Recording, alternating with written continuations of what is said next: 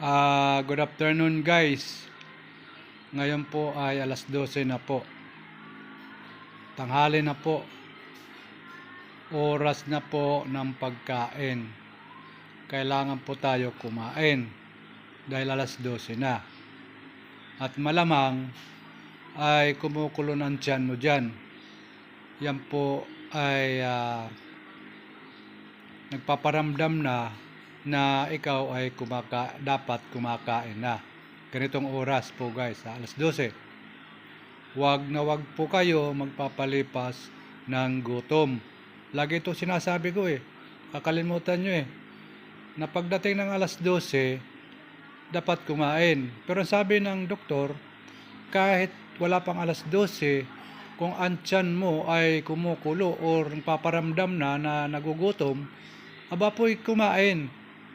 Wag na wag nyong palilipasin yan. At wag na wag po pag ikaw nagugutom at kakain ka ng maramihan o bigla.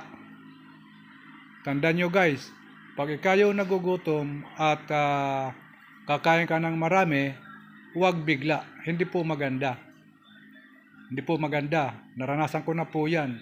Kaya payo ko, pag ikaw nagugutom, kumain ng paunti-unti lang muna.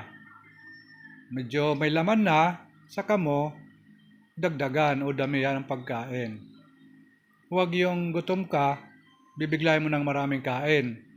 Huwag po, dahan-dahan lang po. Yun po guys ang mahalaga. Para hindi ka makaramdam na ng sakit ng tiyan. Alalay lang po o dahan-dahan.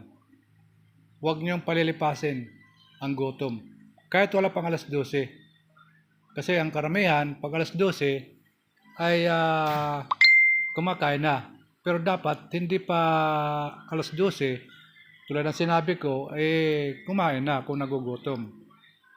Kasi may mga tao na pinapalipas dahil may trabaho, may ginagawa, tinatapos mo na yung ginagawa, yung tiyan, kumukulo na. O paparamdam na nagutom siya.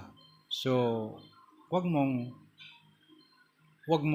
patagalin na yan. Kasi magkakaroon ka rin ng sakit doon pagka hindi ikaw kumain ka agad. Yung iba, yung tinatawag na ulcer.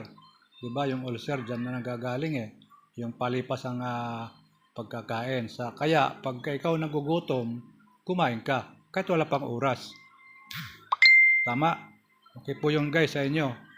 Ang payo ko lang, paalala ko lang kasi marami sa atin mga kababayan sa sobrang sa sipag sa trabaho, ang pagkain minsan ay nakakalimutan.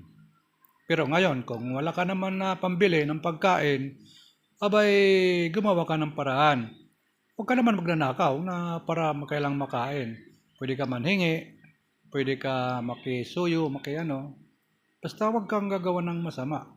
Yun lang ang mapapayo ko. Yun lang po guys, kasi alas 12 na, papaalala lang.